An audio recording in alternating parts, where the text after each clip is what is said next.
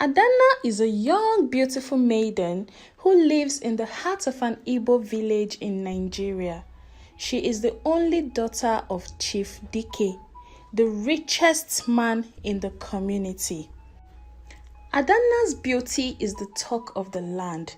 Some say her skin is as smooth as silk and eyes that sparkles like diamond. She was the pride of her father, the desire of every young man in the village. All the young maidens in her village admired her. But there was a problem. Despite all of this beauty Adana has, she remained unmarried. Not because suitors were not coming. Of course, which suitor won't want to marry the beautiful Adana? But she needs to sort out a problem.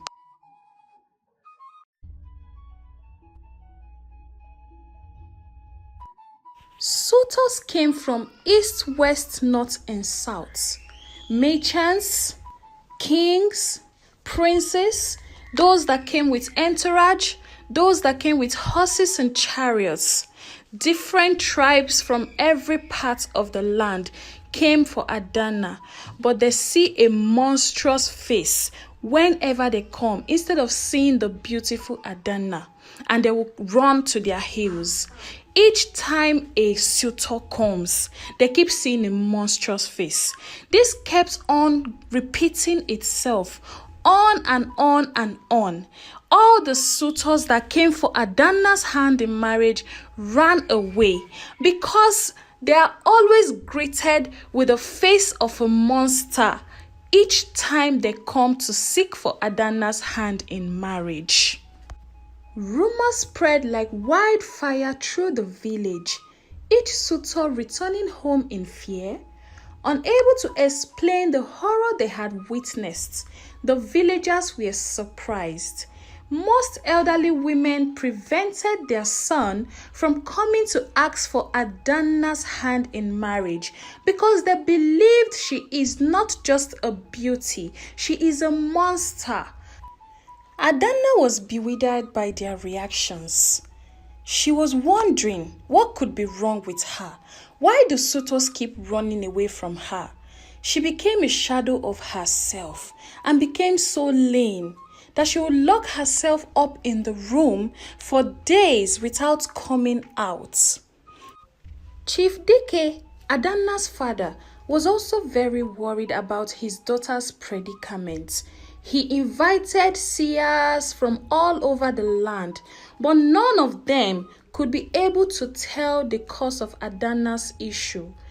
Ladies in the village laughed at Adana. They mocked her that the beauty that has taken their chances of being with the men they like has suddenly become a monster. One day, a wise seer visited the village. His eyes were filled with knowledge beyond his years. He listened to the villagers' tales of Adana's predicaments and nodded with the voice, saying, Adana's beauty is not her own.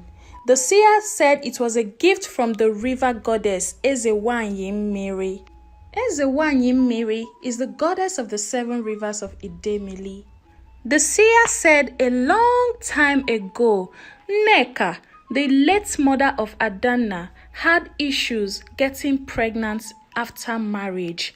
She cried her eyes out because of the humiliations she got from everyone, and she decided to visit Ezewanyimiri. Ezewanyimiri came out of the water and told Nneka that she won't be able to pay for the sacrifice she will have to do in order to get pregnant.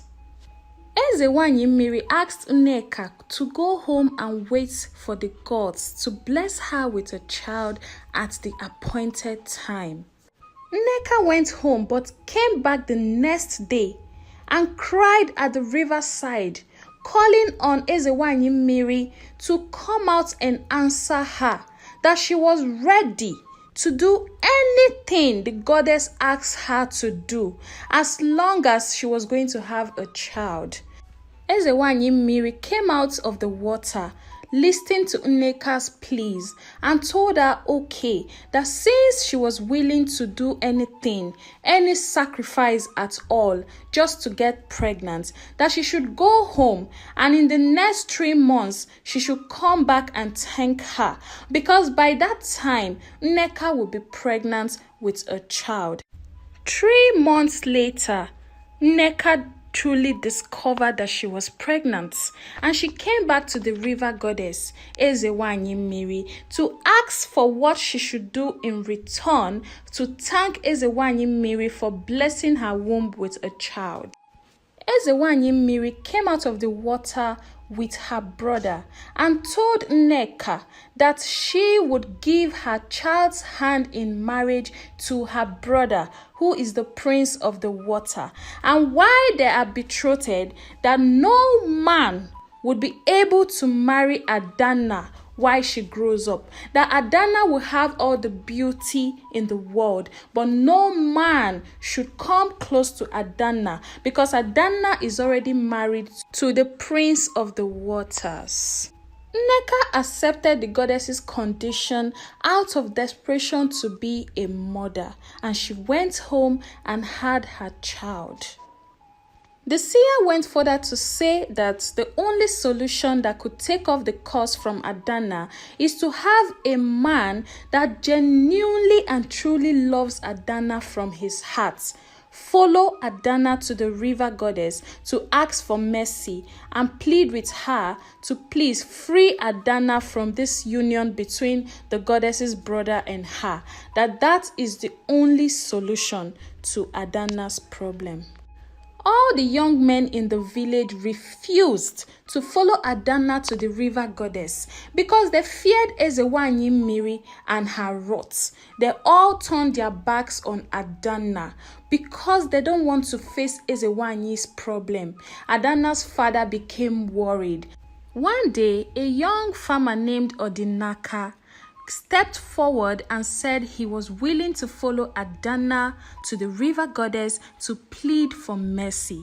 It turned out that Odinaka has been having eyes on Adanna from the very beginning, but because he was poor and had no competition level with the other suitors, he didn't come forward to seek for Adanna's hand in marriage. So this was like an opportunity for Odinaka to show Adanna how much he truly loves her. The next day, Odinaka and Adanna went to the river goddess Ezewanyi Mmiri to plead to her to please have mercy on Adanna and break the marriage between the prince of the waters and Adanna. Ezewanyi Mmiri came out and told them to go back home, that this is beyond them. She said Adanna's mother and her already had a covenant and an agreement over this marriage. Odinaka and Adanna kept coming to the riverside. They performed the ancient ritual, calling upon the river goddess always to please release Adanna from this curse. As the water turned, the river goddess came out with her brother, and they both had mercy on Adanna, saying that it's not Adanna's fault, but her mother's fault, who agreed into such a covenant with them, all because she wanted a child. And out of the genuine love that Odinaka had for Adanna, the river goddess Ezewanyi Mmiri decided to free Adanna from the union between her brother and Adanna, and they were both happy. Chief Dike was happy upon hearing this news. Adanna became free from the curse and was happy, and she became the beautiful, lively, vibrant, kind-hearted Adanna that she used to be. Chief Dike, on the other hand, decided to bless Odinaka for his love and kindness towards his daughter, and Odinaka was happy to hear this, and Adanna decided to marry Odinaka, given that this is the only man that truly loves her genuinely, through thick and thin.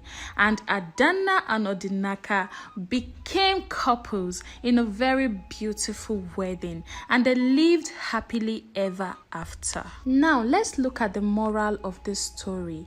The first moral is, True love knows no bounds and can conquer even the most daunting challenges.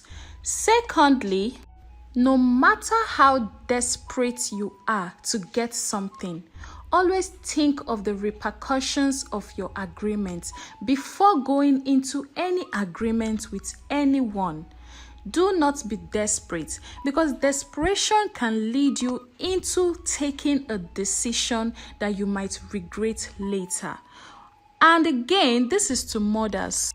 Do not go into any agreement or covenant with your child's future, as this could affect your child's future later. Thank you for watching, and please kindly support us by subscribing, liking, commenting, and sharing our videos. I hope you learned something from Adana's story. See you in our next video. Bye.